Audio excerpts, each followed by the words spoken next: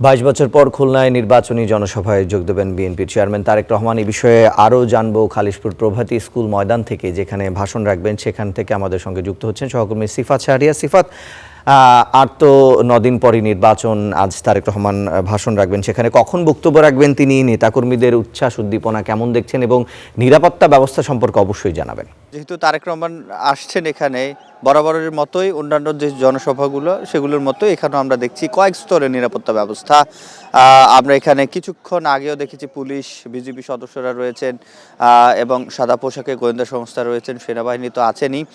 নেতাকর্মীদের উচ্ছ্বাস অবশ্যই বেশি, কারণ জানেন ২২ বছর পর তিনি ফিরছেন।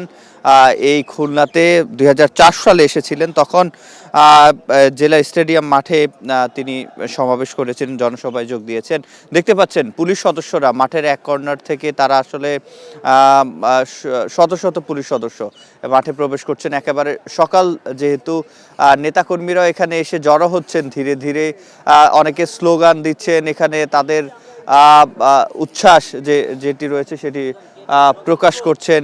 খণ্ড খণ্ড মিছিল নিয়ে এখানে উপস্থিত হয়েছেন অনেকেই এবং মঞ্চ প্রস্তুত রয়েছে এবং আগেই অনেকে এসে উপস্থিত হয়েছেন। আমরা রাতে দেখেছি এই মাঠের আশপাশে নিরাপত্তা ব্যবস্থা বাড়ানো হয়েছে, যেহেতু খুলনায় শিল্পাঞ্চল, বিশেষ করে এখানে পাট শিল্পের জন্য আমরা জানি অনেকগুলো এই খালিশপুরে অনেকগুলো কারখানা ছিল। তো তারাও আশা করছেন এই তারেক রহমানের আশাকে ঘিরে সামনের দিনে কোনো একটি ভালো বার্তা দেবেন তাদের জন্য। আমাদের এখানের যিনি বলা যায় আমাদের এই খুলনা অঞ্চলের যিনি ব্যুরো প্রধান, বেশ কয়েক বছর যাবতই উনি এখানে কাজ করছেন। টুটুল ভাই, আপনার থেকে জানতে চাই যে এই যে খুলনাতে ২২ বছর পর তারেক রহমান আসছেন, এতে করে আপনি তো এখানকার সংবাদ সংগ্রহ করছেন কয়েকদিন যাবতই, মানুষের উচ্ছ্বাসটা কেমন দেখছেন? ধন্যবাদ সিফাত। মানুষের উচ্ছ্বাস আসলে বলার অপেক্ষা রাখে না, যেহেতু তিনি দীর্ঘদিন পরে আসছেন, প্রায় ২২ বছর পরে।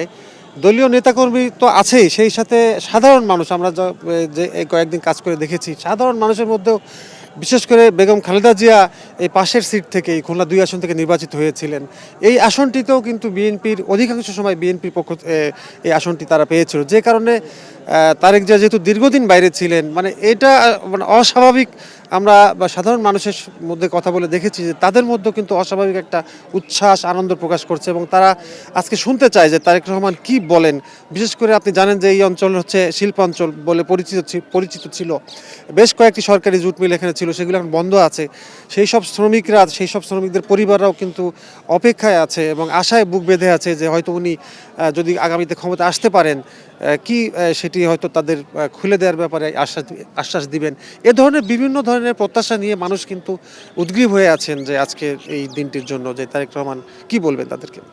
এবং পাশাপাশি এখানে কি মনে হয় যে যে দলের মধ্যে আরো সুসংগঠিত হবে নেতাকর্মীরা, কিংবা সেরকম কোনো বার্তা কি আছে, কিংবা এখানে বিদ্রোহী প্রার্থী কি আছে কিনা, বা তাদের মধ্যে কোনো প্রভাব রয়েছে কিনা তিনি আসাতে?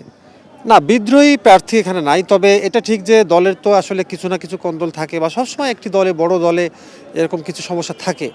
তো অবশ্যই সেটি হবে, সে ব্যাপারেও কিন্তু আমরা কথা বলেছি উভয় পক্ষের সাথে। এখানে যারা বিভিন্ন দল উপদল আছে তারাও বলছেন যে তারেক রহমান আসার পরে তাদের মধ্যে যে বিভাজনটা রয়েছে সেই বিভাজনটা থাকবেন না, এবং তার উদ্দেশ্যেই, তার আসার কারণেই সেই বিভাজনটা দূর হয়ে একসাথে তারা কাজ করবে বলে।